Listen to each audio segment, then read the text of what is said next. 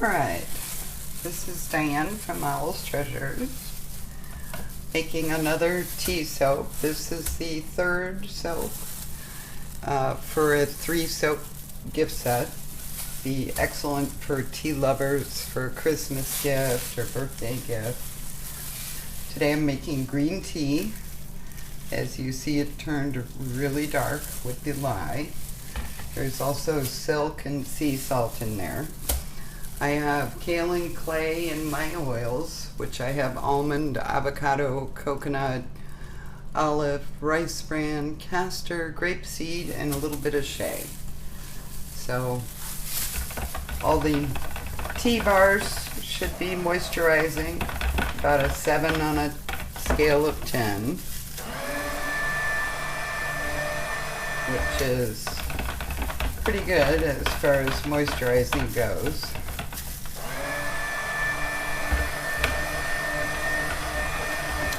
Making sure the kaolin is mixed up in there. Adding my lye water. Again, this is a very simple soap, so I'm going to split off a little bit and add titanium dioxide to it, just for a little bit of contrast.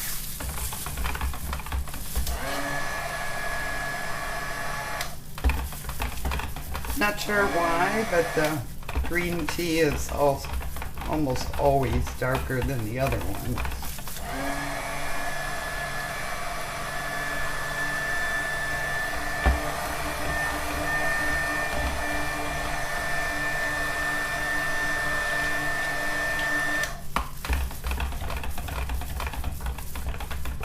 There's no fragrance or anything like that in here.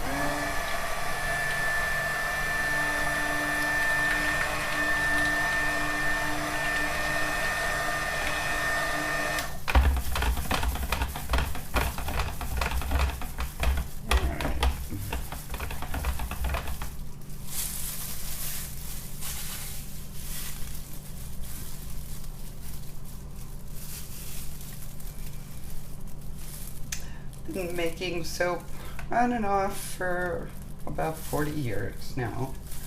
I almost always soap at room temperature.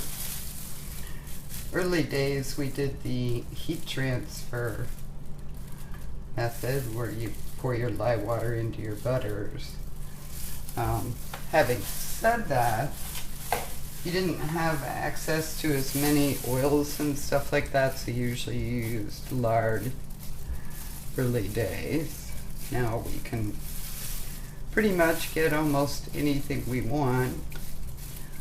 I rarely use animal products except for the silk, which does not harm anything because the worms leave before they can collect the silk.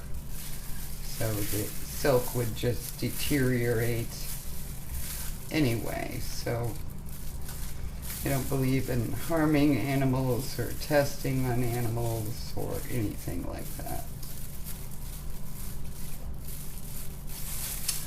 Alright.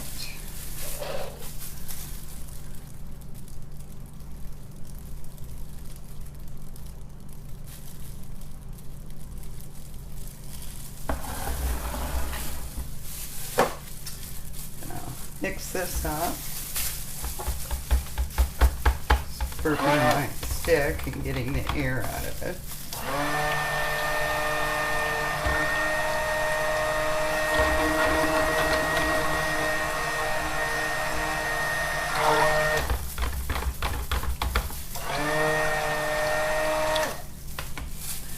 Very first time I made soap, I was about 13, I think.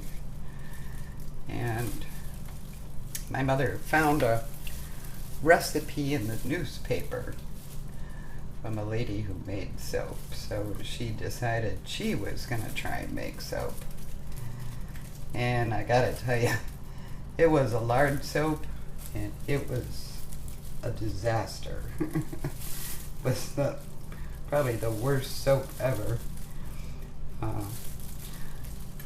Now I'm pretty sure it was lye heavy, but back then we had no clue.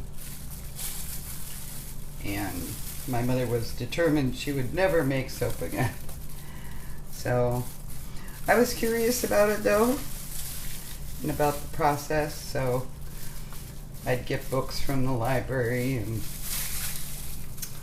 read them and study and just try and figure the process out.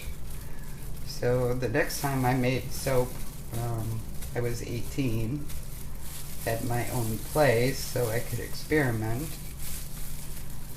And pretty much I've been making soap on and off since then.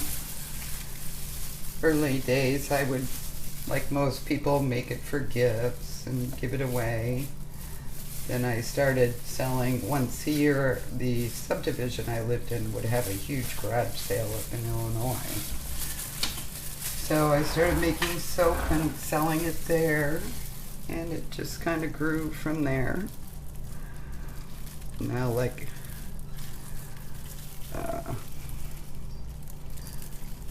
years later, I live in South Florida now, so I sell here as well. I also have an Etsy shop, an Amazon shop. We also lived in England for 3 years. I didn't make soap there, but I did make soap, meet soap makers there. Not a lot, just a couple, but it was still fun. I'm also a quilter. So I did a lot of quilting while I was in England.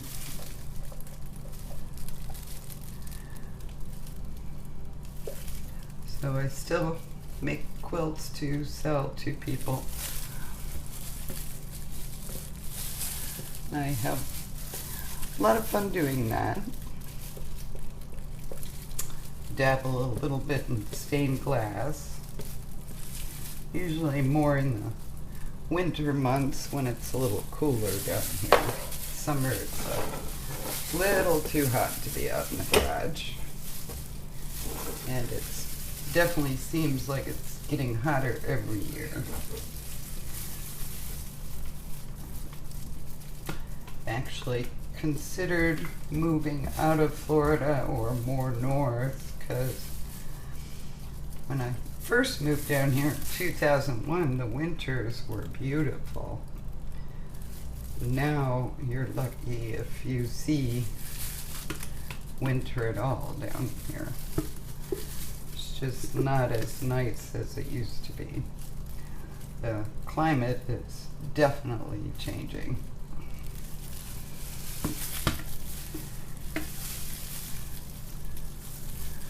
Don't know how noticeable it is in other states, but it's very noticeable here in Florida, which is sad, but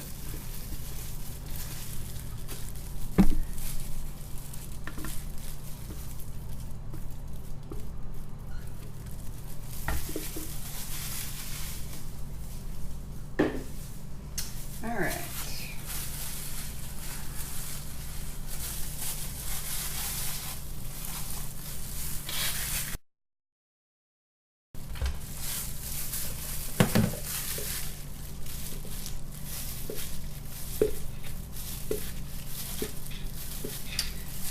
Before I put this on, I'm going to just do a small swirl here.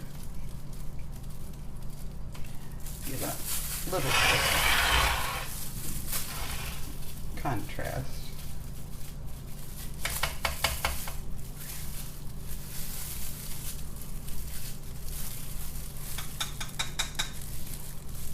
All right. Hold on to that.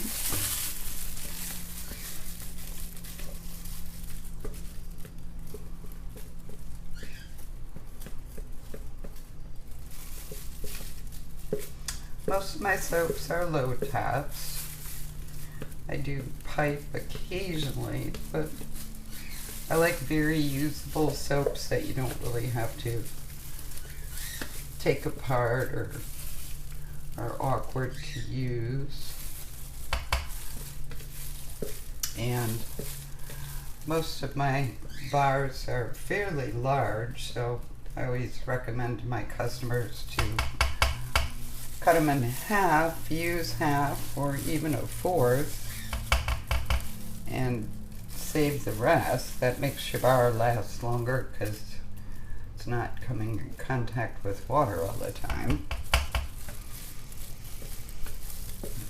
And I always tell them, make sure to let the soap dry. Don't let it sit in water or hold it under running water, because your bar just won't last as long at that point, because you have a natural product, not a detergent product like they have in the stores. If your soap sits in water, it will become soft very quickly and melt away, which is not a good thing. Alright, that will sit for 24 hours, and then I will show you the cutting. Thank you very much. Have a great day.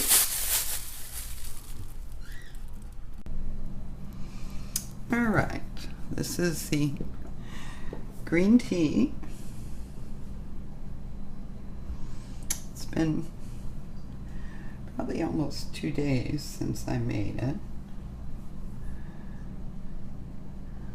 Love the top on it.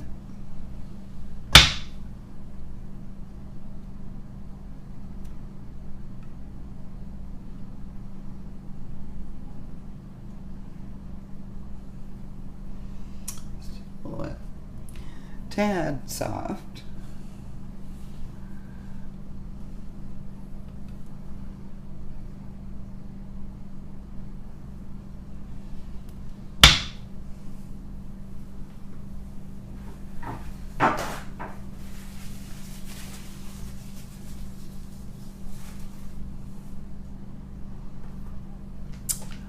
That turned out real nice.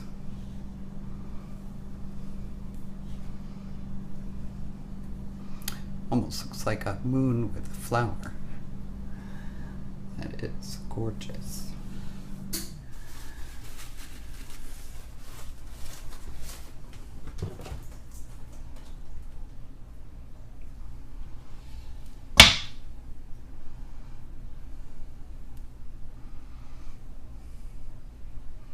Very pretty.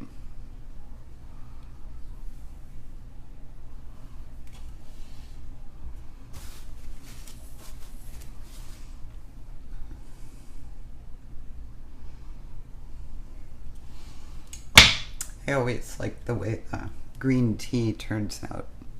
To me, it's always gorgeous. Now the whole thing will lighten if you see the outside here. So this part will lighten a little.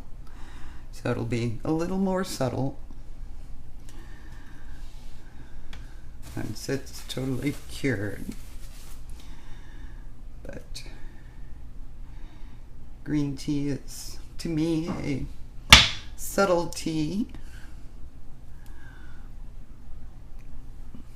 And I love green tea, especially green tea with like passion fruit in it.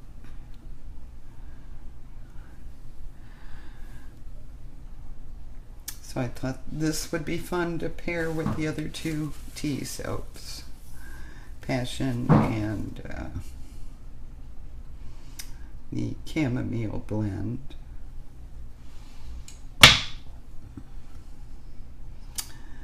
Like I said, the set should be ready towards the end of October. That looks like a almost looks like a dragonfly with the wings there.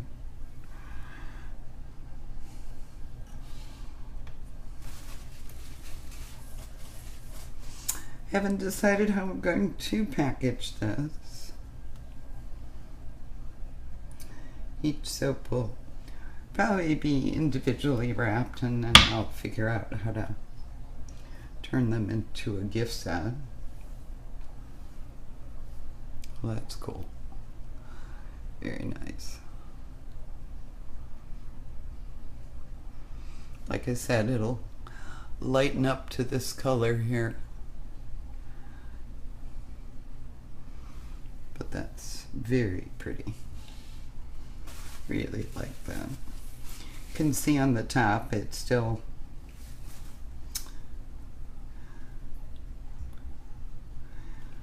showing the differences in the two colors, but the one dark will lighten up a little. Very nice. I really like that. The top is very pretty, I think.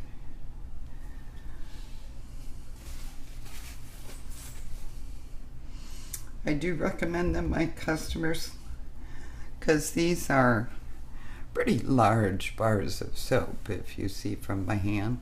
So I suggest my customers cut them in half and use 1/2 at a time, or even quarters. I have one customer who has very small hands, so she cuts them in quarters. It does make your soap last longer because you're not getting the entire bar wet the whole time. Always want to make sure you let your bars dry and not sit in water, and you don't want to hold them under running water. If you do that, they will last quite a while. Everyday use, at least a month. If you cut the soap in half and use it separately, you might even get 2 months out of the whole thing. Certainly better than the detergent bars you buy in the grocery store, because as we know, those don't have any glycerin in them anymore. It's taken out as a product to sell. So what you buy in the store really isn't soap, it's a byproduct of soap. But they like to convince you that it's good for you when it really isn't.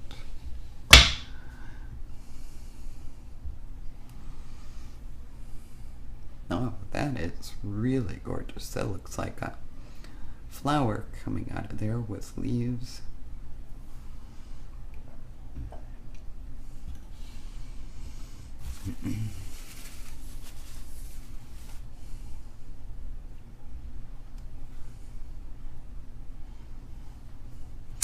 Well, if you like this video, give me a thumbs up. If you'd like to see more of my videos, please subscribe.